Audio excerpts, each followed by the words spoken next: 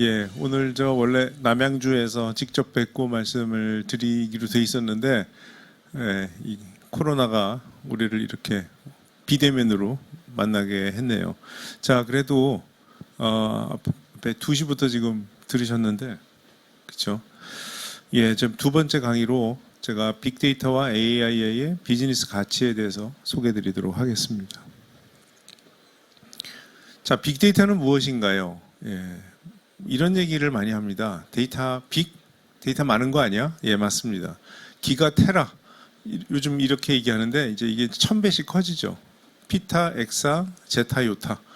아마 이거 보시는 분들은 조만간에 이제 피타와 엑사 등장할 거고요. 제타, 요타는 한 10년 안에 반드시 등장할 거라고 생각합니다. 이렇게 데이터의 양이 엄청나게 많아졌다. 그래서 이제 빅데이터라고 얘기하고요. 두 번째는 데이터 양이 많지 않아도요. 그 생성 속도가 빠르면 우리가 또 빅데이터라고 합니다. 그래서 벨로시티라고 그러죠. 생성 속도. 마치 우리가 강물에 여러분들이 강이나 뭐 시냇물에 딱 들어가고 상류를 보시면 어때요? 물이 계속 내려오잖아요. 나를 향해서. 이런 것처럼 데이터가 이렇게 물처럼 스트림처럼 이렇게 계속 나한테 오는 데이터. 예를 들면 뭐 SKT가 지금 우리 내비게이션 서비스를 제공하죠. T맵을 제공하잖아요. 여러분이 T맵을 켜고 운전하시면 전국에 나 말고도 수백만 명이 동시에 T맵을 켜고 운전한단 말이에요. 그럼 그 T맵이 하는 일이 뭐냐면 SK에다가 각자 지금 자기 어디에 위치하고 있는지 자기의 위치, 위도 경도를 끊임없이 보내줍니다. 이게 한 사람 게 아니고 한 100만 명, 200만 명, 500만 명이 동시에 보낸다고 생각해 보세요. 이게 바로 스트리밍인 거고요. 이게 이제 데이터의 벨로시티고. 세 번째는 데이터의 다양성입니다. 여러분들 뭐 많이 쓰시는 엑셀 파일을 열어보시면 거기 이렇게 행열로 딱 그 데이터가 딱 그 각이 잡혀 있잖아요. 직사각형 모양으로. 이런 걸 우리가 구조가 있다고 얘기합니다. 그래서 이걸 스트럭처 데이터라고 그러는데, 반면에 이메일이나 뭐 보고서 같은 텍스트, 그리고 이미지, 동영상 같은 것들을 생각해 보시면 얘네들은 그렇게 가로 세로 각이 안 잡혀요. 이런 걸 우리가 그런 구조가 없다. 그래서 unstructured, 우리말로는 이제 비정형 데이터 이렇게 얘기합니다. 요즘 어디서 이런 게 많이 생길까요? 소셜 미디어가 대표적이겠죠. 여러분들 매일 쓰시는 뭐 인스타그램이나 페이스북이나 이런 데 들어가 보시면 거기에 다 텍스트, 이미지, 동영상이에요. 그러니까 이런 데이터들은 unstructured 데이터입니다. 그래서 이런 데이터들도 우리가 빅데이터라고 합니다. 그래서 텍스트나 이미지는 그 자체로도 양이 크긴 하지만 실제로 뭐 엑사나 제타바이트가 아니더라도 이런 데이터는 우리가 빅데이터다 이렇게 얘기합니다. 자, 그런데 여기 지금 제가 소개해드리는 이게 빅데이터다라고 얘기하기보다는 얘네들은 빅데이터의 하나의 어떤 특성인 거고요. 또한 이건 IT적인 관점에서 봤을 때 이게 특성인 거고, 진짜 그러면 IT 외적인, 여러분이 만약에 IT 전공하는 사람이 아니라면 빅데이터를 볼륨 벨로시티 버라이티라는 관점에서 보실 필요는 없어요. 이건 그냥 그렇구나 하는 정도고, 여러분들이 반드시 데이터를 인식해야 되는 방식은 바로 이겁니다. 자, 이 장표가 오늘 제가 짧은 강연에서 제일 중요한 장표입니다. 이것만 여러분들 딱 이해하시면 제 입장에서는 성공입니다. 자, 데이터가 있고요. 이 데이터가 뭐로 바뀌냐면 인사이트로 바뀝니다. 그 데이터라는 거는 인사이트로 바뀐다. 이거는 데이터 분석을 통해서 바뀌는 거고, 이걸 하는 사람은 우리가 분석가라고 합니다. 인사이트를 보세요. 인사이트가 영어로 돼 있죠. 영어 단어를 보시면 안을 본다 이런 뜻이에요. 안이 보인다. 인사이트. 자, 여기 지금 사막과 같은 곳에 정구가 있고 그 안에 나무가 있어요. 그래서 쓱 보면 야, 이건 풀 한 폭이 없는 것 같은 사막인데 그 안에 나무가 있는 거죠. 이런 게 인사이트입니다. 그래서 데이터로부터 그 안에 있는 뭔가를 우리가 보는 겁니다. 또는 뭐 분석의 결과다 이렇게 얘기하셔도 되고, 이게 우리의 난리지다 이렇게 얘기해도 돼요. 데이터로부터 난리지를 뽑는다. 예를 들면 의사가, 여러분들 혹시 내시경이라는 걸 해보셨어요? 위내시경. 위벽에, 우리의 위벽의 상태가 어떤지 보기 위해서 카메라를 우리 위 안에다가 밀어 넣잖아요. 카메라 이렇게 줄을 달아가지고. 그래서 카메라를 우리 위벽을 싹 다 이렇게 보는 겁니다. 그 위벽을 보면 거기에 전문가들이 보면 이 사람들은 여기에 궤양이 있네요, 뭐 염증이 있네요, 이거 암이 보이네요, 이런 식으로 볼 수가 있다는 거죠. 그게 바로 인사이트예요. 그냥 우리가 사람을 겉에서 보면 이 사람 위 벽의 상태가 어떤지 우리가 알 방법이 없어요. 그런데 바로 그 센서를 집어넣고 이미지 데이터를 봄으로써 의사 머릿속에 분석을 하는 거예요. 여기서 분석은 의사가 하는 거죠. 보면서 여기 뭐가 있다. 이게 바로 인사이트입니다. 자, 그럼 인사이트를 얻었어요. 알아냈어요. 그 다음 단계는 뭔가요? 그냥 가만히 있나요, 의사가? 궤양을 보고? 아니죠. 뭔가 액션을 취하죠. 그게 바로 비즈니스 액션이에요. 무슨 액션을 취할까요? 자, 궤양이 있으니 이 약을 드세요 하고 약을 처방해 주겠죠. 그리고 당분간 술을 마시지 마세요. 짠 거 매운 거 먹지 마세요. 뭐 이런 식으로 이제 환자한테 얘기합니다. 그래서 그게 바로 비즈니스 액션이에요. 그 액션은 그러면 사실은 환자가 하는 게 액션이겠죠. 아침 저녁으로 열심히 약을 먹고 먹지 말라는 거 먹지 말고 하고 나면 어떻게 돼요? 어떤 밸류가 얻어요? 궤양이 사라지고 아픈 게 없어져요. 치료가 되는 거죠. 그게 바로 밸류입니다. 자, 다시 한번 생각해 보시면 그 빅데이터는 뭔가요? 이때 내시경에 보이는 그 위벽의 이미지가 데이터인 거고, 그걸 통해서 궤양이다 뭔가를 판단하는 거고, 마지막으로 약을 통해서 밸류를 얻습니다. 그래서 데이터는 결국은 인사이트의 재료고, 인사이트는 왜 얻느냐? 바로 밸류를 얻기 위해서 얻는 중간 단계다. 자, 이거는 여러분들 좋아하시는 이 국수를 요리사가 파스타를 만들고 누군가가 파스타를 먹음으로써 포만감과 행복감을 느끼는 이 재료 요리 만족, 이거와 똑같습니다. 이거랑 똑같아요. 그러니까 빅데이터는 국수다, 네? 마른 국수다, 파스타 국수다, 이렇게 생각하시면 되고, 인사이트가 바로 파스타라는 요리고요. 그걸 누가 먹고 행복감을 느끼는 거예요. 이게 바로 밸류입니다. 자, 데이터 없이도요, 과거에 우리가 인사이트를 많이 만들었어요. 어디서 주로 오냐면요, 전문 지식입니다. 우리 학생들이 대학에서 공부하잖아요. 뭘 공부합니까? 바로 전문 지식을 공부하는 거예요. 우리 경북대학교에 뭐 유명한 간호 전문인들을 키워내잖아요. 그 사람들과 와서 의학 공부를 하잖아요. 네, 안 배운 사람은 알 수 없는 그런 자기만의 지식을 얻게 된다. 그 다음에 실제 우리 학교에서도 경험을 많이 쌓기 위해서 온갖 실습을 굉장히 많이 하고 훈련도 받고, 또한 실제 병원에 가서도 거기서도 이러한 그 경험을 통해서 점점 더 훌륭한 간호사가 돼요. 자, 그러면 이제 이 사람들은 인사이트가 생기겠죠. 당연히 인사이트가 생기거나 좋은 인사이트를 만들면 밸류도 생깁니다. 자, 근데 저는 여기다가 데이터도 집어넣자는 거죠. 그래서 인사이트의 소스로서, 원천으로서 이런 지식과 경험과 훈련 이외에도 데이터를 통해서 우리가 많은 거를 인사이트를 만들 수가 있다. 자, 데이터 드리븐 인사이트의 특징 세 가지를 말씀드릴게요. 첫 번째, 객관적이라는 겁니다. 지금 우리 여기 촬영실에 한 15분 정도 계신데, 저를 포함해서 제가 물어볼 거예요. 더우세요? 추우세요? 괜찮으세요? 뭐 어떤 분은 좀 더워요, 어떤 분은 괜찮아요, 어떤 분은 좀 썰렁한데요. 이게 다 주관이에요. 우리 다 주관적으로 얘기하는 겁니다. 그러나 이거의 공통점인 우리가 객관적인 사실은 뭐냐면 이 방의 온도가 24.1도라는 겁니다. 따라서 24.1도라는 거를 기준으로 우리가 의사결정을 하면 그 객관적인 의사결정이 됩니다. 춥다고, 한 사람이 춥다 그래서 거기에 맞춰서 온도를 올리면 딴 사람들 다 더워지는 거죠. 자, 그래서 24.1도를 우리가 항상 유지한다. 이런 게 이제 객관적인 의사결정이고요. 두 번째는 이제 개인적이라는 겁니다. 제가 아까 내시경 얘기를 드렸는데, 우리가 40세 이상은요, 다 1년에 한 번씩 내시경 하라고 돼 있어요. 그래서 전 국민이 하고 있습니다, 열심히. 여러분 중에 난 지금 몇 년째 했는데 한 번도 뭐가 나온 적이 없어요. 항상 의사가 깨끗하다고 그래요. 그래서 기분이 항상 좋아요. 기분이 좋으시면 안 돼요. 여러분은 굉장히 불행한 거예요. 왜냐하면 쓸데없는 검사한 거잖아요. 위벽이 깨끗한데 전날 밤 굶고 아침에 가서 막 그 힘든 내시경을 한 거예요. 왜 우리가 그런 고통을 받아야 되죠? 이유는 데이터가 없어서.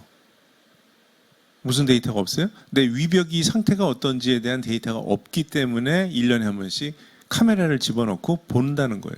만약에 이건 만약이지만 위 안에 카메라가 한 대가 왔다 갔다 해요. 그래가지고 내 위벽을 24시간 계속 촬영하면서 우리한테 보내줘요. 전송을 해줘요. 그러면 내시경을 할 필요가 있을까요? 없을까요? 없죠.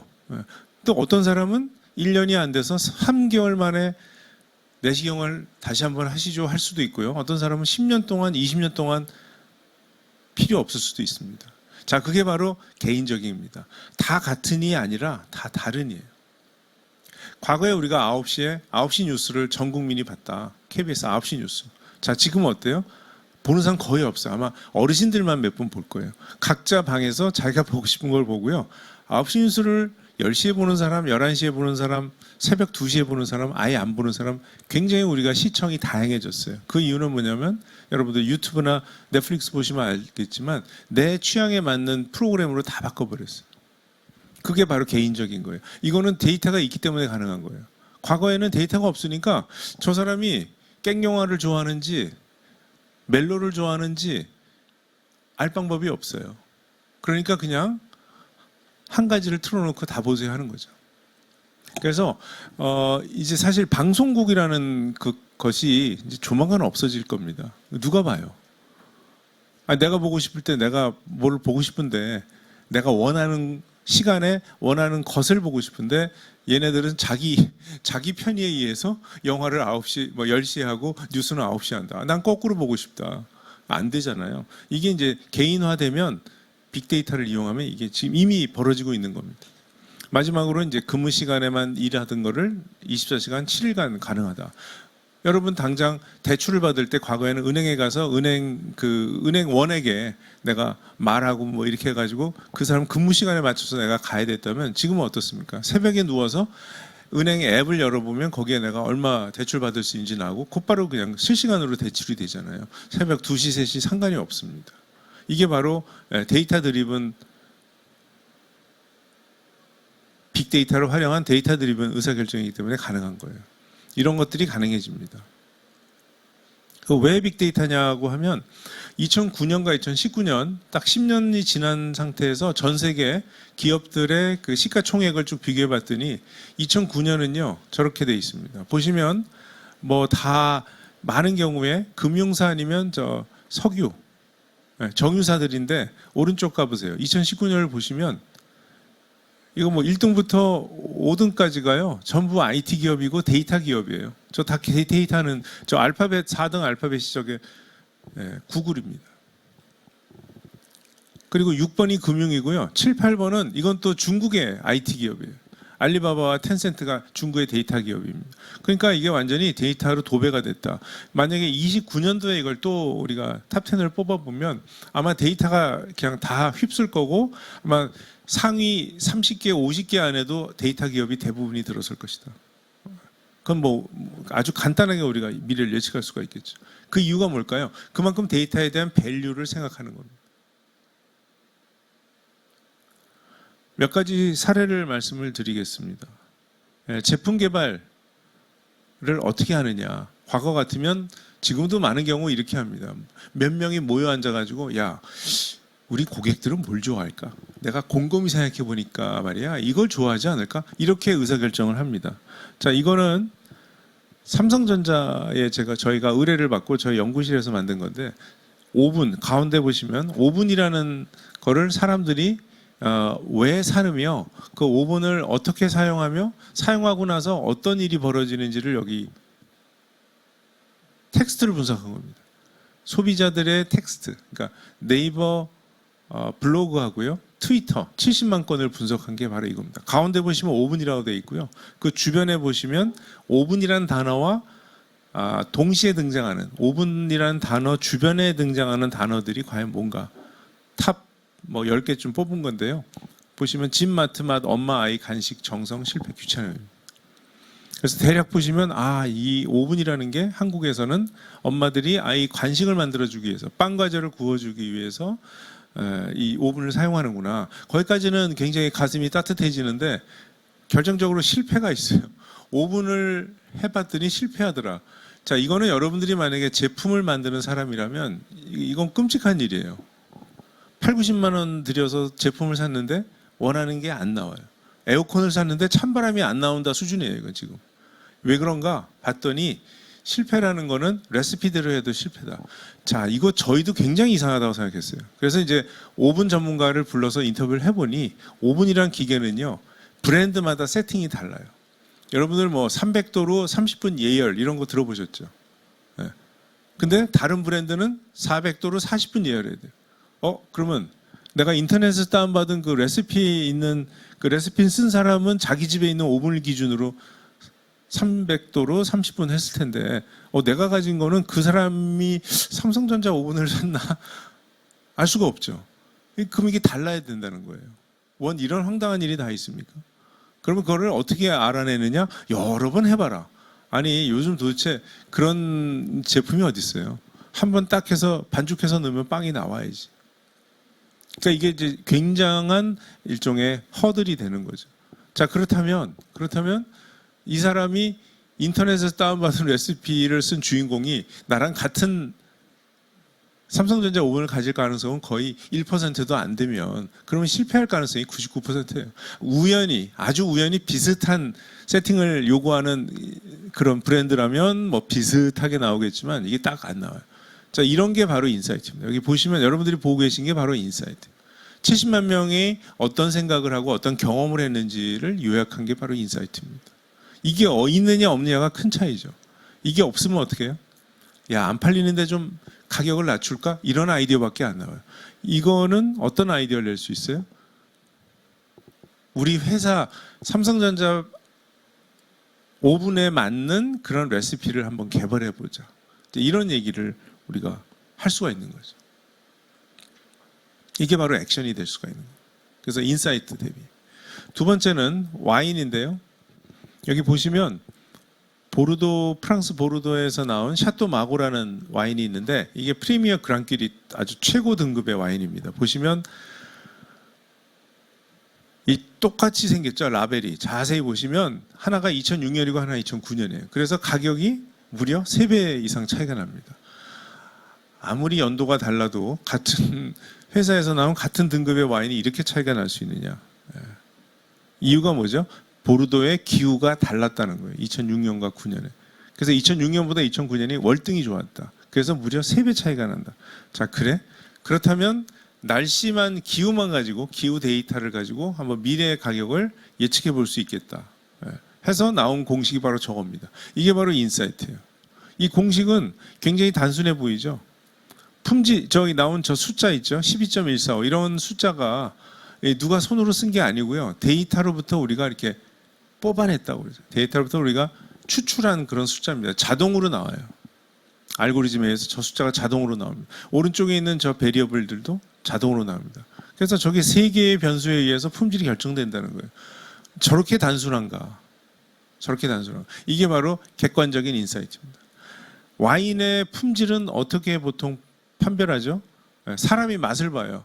로버트 파커라는 그 유명한 그 크리틱이 있습니다. 그 사람이 가서 이렇게 맛을 보고 92점, 85점 이렇게 숫자로 쓰는 거예요. 그래서 사람의 어떤 혀 끝에 그 사람의 주관을 가득 담아 이 사람의 주관적 판단에 의해서 판단하느냐, 아니면 날씨에 의해서 포도가 어떻게 생긴 포도가 그 해에 나왔기 때문에 이 포도로 빚은 와인은 이 정도 될 거다라고 객관적으로 나오는 거예요.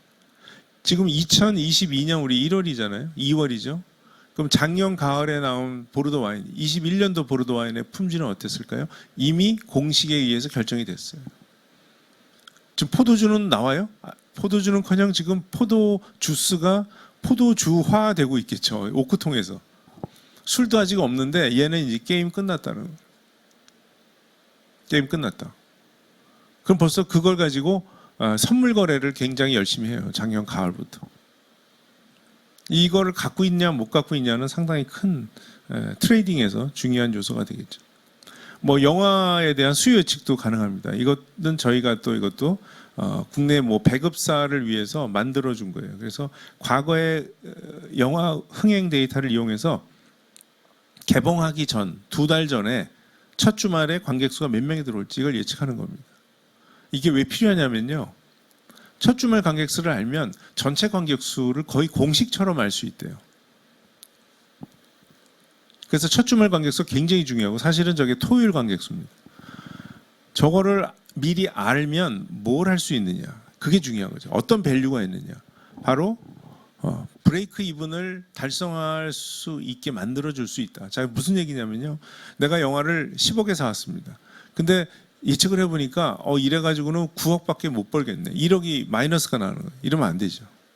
어떻게 해야 돼요? 2달 동안 열심히 영업 마케팅을 해야 돼요. 그래서 10억 이상의 매출이 오르도록 관객을 더 많이 끌어들여야 돼요.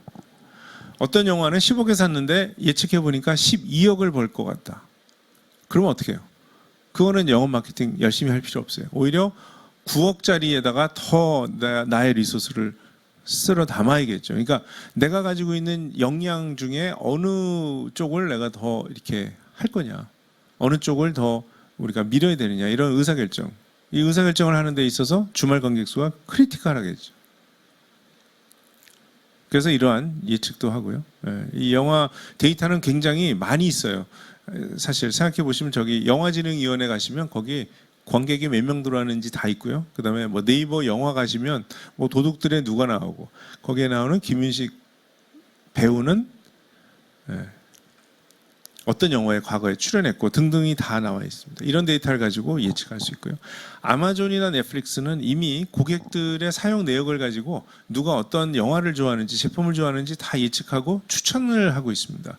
여러분 넷플릭스 보시는 분들 보면 하나 보고 나면 추천 들어오고 그거 보고 나면 또 추천 들어오는데 그 참 추천을 보면 다 재밌어. 그 왜 그럴까요?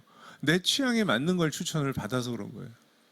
여러분 혹시 추천받는 거 보니까 다 재미없던데요? 이런 분은 없을 거예요. 얘네들이 추천을 굉장히 잘하는 거죠. 그래서 무려 넷플릭스는 전체 매출의 60%가 추천이라는 거죠. 놀라운 겁니다. 또 뭐 기계가 다운되는 거를 미리 알아낼 수도 있습니다. 이건 이제 삼성전자 갤럭시 뒷면을 깎아주는 CNC 머신. 이게 베트남 공장에 한 10,000대가 있는데요. 여기에 있는 여기다 센서를 달아서 이 기계가 고장 나느냐 안 나느냐를 미리 예측하는 겁니다. 기계가 고장 날 거를 미리 알면 얼마나 좋을까요? 얼마나 좋을까요? 조치를 취함으로써 기계가 다운되지 않습니다. 물론 모든 기계에 이런 것들을 해볼 수가 있습니다. 또 이것도 저희가 만든 건데 해외 카드 결제 내역을 가지고 이 카드 결제가 이 트랜잭션이 사기냐 아니냐, 또 사기일 가능성은 몇 점이냐, 몇 퍼센트냐, 이거를 추정해내는 겁니다.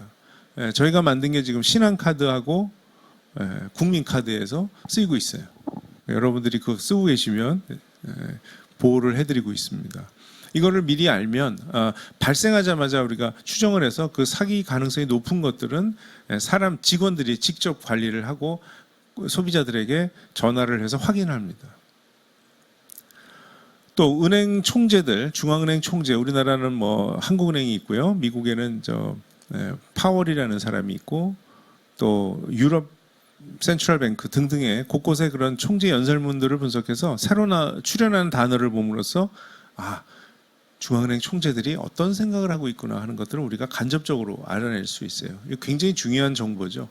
왜 그럴까요? 이 사람들이 전 세계 최소한도 자기 나라에서 일어나는 금융에 관한 실물 경제에 대한 굉장히 많은 정보를 갖고 있는 사람들이기 때문에 그 사람의 입을 굉장히 우리가 열심히 들여다볼 필요가 있다. 무슨 말 하는지. 그래서 여기 보시면 저게 연도별로 또는 이쪽 세로 쪽은 은행별로 어떤 단어를 갑자기 많이 쓰느냐 저거예요. 갑자기 많이 쓴 단어. 맨날 쓰는 단어는 무의미해요. 이 사람들 맨날 뭐 인터레스트 레이트, 뭐 인플레이션, 뭐 뱅크 이런 단어는 그냥 항상 많이 얘기해요. 그러니까 그런 단어 말고요. 안 쓰다가 갑자기 많이 쓴 단어가 뭐냐. 2004년 나라마다 다르죠. 2005년 나라마다 다르고 또 2004년과 다릅니다. 이런 식으로 쭉 하다 보면 2007년에 갑자기 서프라임 모기지와 포클로저 얘기를 합니다. 이게 뭐예요? 금융위기의 바로 핵심 단어들이에요. 근데 금융위기는 2008년에 발생합니다. 그 얘기 뭐냐면 1년 전에 이미 이분들이 막 떠들고 다녔다는 거예요. 공공연하게 금융위기의 그 핵심 단어들을 떠들고 다녔다. 우리는 왜 저걸 못 들었을까? 난 왜 못 들었을까? 그래서 2008년 되면 이제 드디어 리만 브라더스가 망하고 막 난리가 납니다. 우리나라 2009년 되면요, 우리나라의 $1 환율이 1,600원 뭐 이렇게까지 가요. 그 파이낸셜 크라이시스죠. 그러다가 2010년에 갑자기 리커버리와 리폼이라는 단어를 쓰기 시작합니다. 그랬더니 놀랍게도 그 다음 해에 반토막 났던 주가와 미국의 부동산 가격이 슬금슬금 올라가기 시작합니다. 그러니까 이 사람들은 폭락을 얘기해 줬고 회복을 얘기해 줬어요. 안 들은 건 우리 책임이죠. 저도 이게 굉장히 가슴 아픈 게 2013년에 제가 이걸 분석했어요. 한국은행에서 이거 분석 좀 하자 그래서 보니까 이게 옛날에 이런 일이 있었구나. 이 분석하면 다 나오는데 내가 왜 분석을 안 했을까? 몰랐던 거죠. 또 기업의 실적을 예측하는 것도 있고요. 요것만 말씀드릴게요. 그다음에 이제 조기 퇴사라는 이슈가 전 세계 많은 회사들이 있습니다. 그 중에도 이제 특히 제록스라는 그 프린터 회사가 거기에 콜센터 직원인데요. 이분들이 조기 퇴사를 해서 왜 그런가 뭐 이유는 굉장히 많습니다. 그래서 이 회사가 어떻게 하기로 했냐면 아예 처음부터 직원 이력과 성격을 분석해서 조기 퇴사할 것 같은 사람은 아예 뽑지 말자 이렇게 한 거예요. 아예 뽑지 말자. 그럼 조기 퇴사가 없어지지 않겠냐. 맞는 얘기입니다. 자, 그러면 이력서와 성격 검사 가지고 과연 조기 퇴사 많이 하는 사람의 특징을 뽑아낼 수 있는가 했더니 있더라. 이게 특징입니다. 이게 그러니까 집이 멀거나 교통수단이 애매하고 뭐 친구가 너무 많거나 너무 없거나 극단적인 사람들, 그리고 이제 성격상 궁금한 게 많거나 공감을 너무 잘하거나 창의력이 부족한 사람들이, 이 사람들이 조기 퇴사를 많이 하더라. 그래서 이런 사람을 안 뽑았더니 6개월 만에 20% 감소했다. 이런 이제 아주 유명한 월스트리트 저널에 나온 그런 사례입니다. 자, 그럼 여러분들이 궁금해하시겠죠. 아니 뭐 20% 너무 작은 거 아니야? 왜 그럴까요? 작다고 생각하세요? 작다고 생각하면 작다고 생각하죠. 아니 싹 없어져야지 왜 20%만 없어져? 이유는요. 제가 보는 이유는 그겁니다. 자, 우리가 지금 확보한 데이터는 뭐죠? 이력서와 성격 검사예요. 우리가 조기 퇴사하는 이유가 꼭 성격 문제만 있는 건 아니에요. 뭐 고향에 계신 부모님이 아파. 간호하러 가야 돼요. 또 결혼해서 다른 도시로 이주합니다. 옆 회사가 돈을 더 주겠다 그래요. 그 옮겨요. 그런 거는 성격하고 아무 상관 없어요. 그 얘기 뭐냐면 우리가 분석하는 데이터가 일종의 그거예요. 금광이라고 생각하시면 돼요. 그 금광 안에 매장량이 200kg면 여러분 190kg 빼내면 굉장히 잘한 거예요. 200kg짜리 금광에서 여러분들이 190kg 빼냈는데 옆에 있는 사람이 야, 너 왜 그거밖에 못하냐? 옆에 광산은 500kg 뺐다더라. 이거 말이 안 되는 거예요. 금광의 한계입니다. 즉 데이터의 한계예요.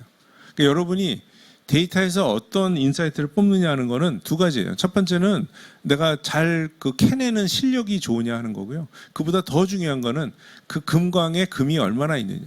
매장량이 얼마짜리 내가 그 금광을 받았느냐. 할아버지로부터. 할아버지가 200kg짜리 주셨는지 2톤짜리 주셨는지에 따라서 내 노력도 물론 중요하지만 그게 굉장히 중요하다. 그래서 데이터의 한계인 거죠.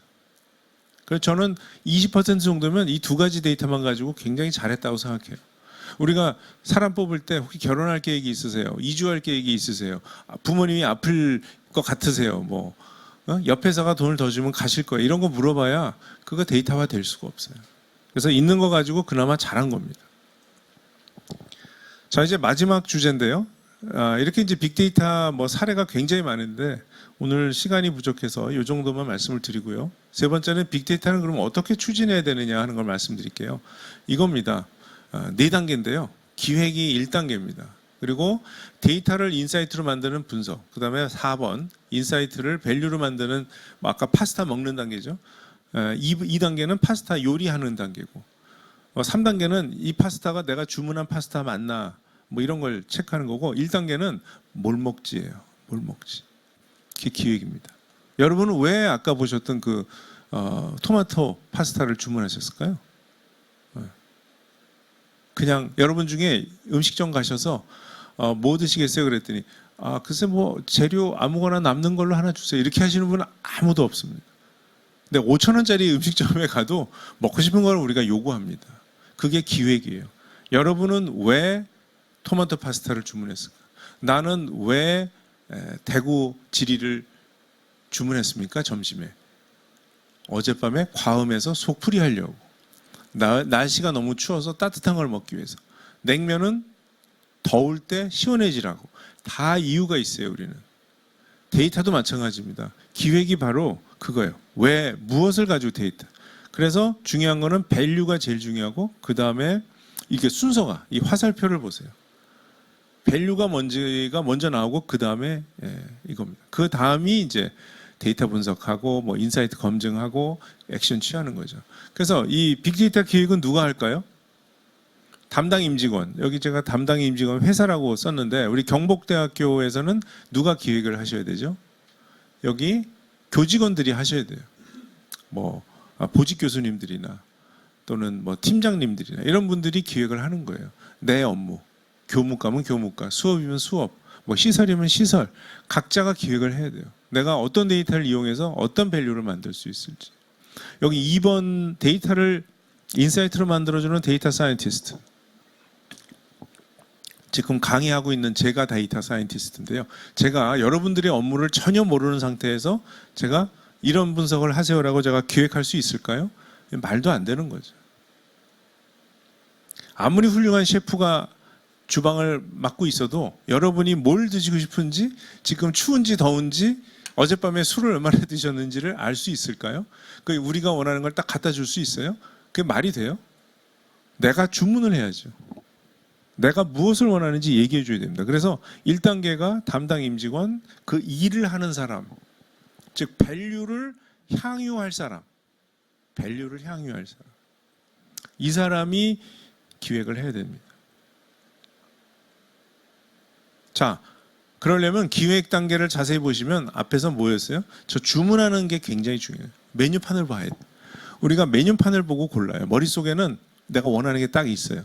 아우, 너무 추워. 그러면서 메뉴판을 보면서 따뜻해질 수 있는 음식을 골라서 주문을 합니다.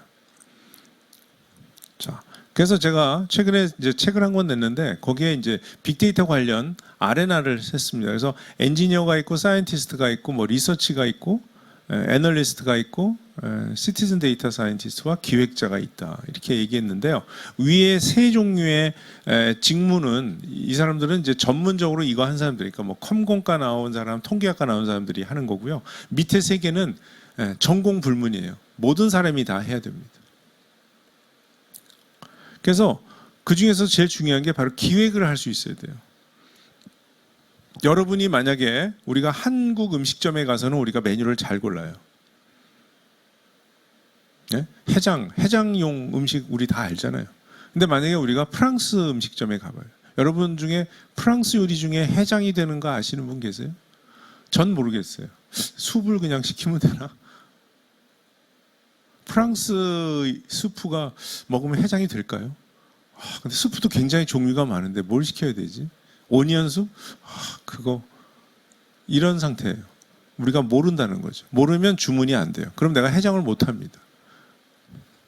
그래서 이걸 배워야 됩니다. 그래서 빅데이터 교육도 마찬가지예요. 내가 기획을 하려면 빅데이터를 뭐 어떻게 분석하는 거며 그 분석하면 뭐가 도대체 나오고 그 나온 거를 내가 어떻게 의사결정에 쓸 수 있는지를 내가 모르는 상태에서는 그 그림을 그릴 수가 없다. 그래서 이렇게 교육을 받아야 되고요. 이거는 마치 우리가 요리를 배운다고 했을 때 요리사가 되느냐 왼쪽이에요. 이태리 가서 2년간 요리 학교를 다니는 거예요. 이거 다니면 어떻게 되죠? 졸업하고 호텔로 취직하는 거예요. 경복대학에 지금 여러분들 교직원이신데 여러분이 요리 학원 왼쪽으로 가시잖아요. 그러면 이제 난 경복대학하고는 빠이빠이. 나는 이제부터 호텔의 셰프가 될 거야. 그러면 왼쪽으로 가시는 거고 오른쪽은 뭐죠? 저거는 요리를 그냥 주말에 좀 배운다는 거예요. 조금 그냥 취미로.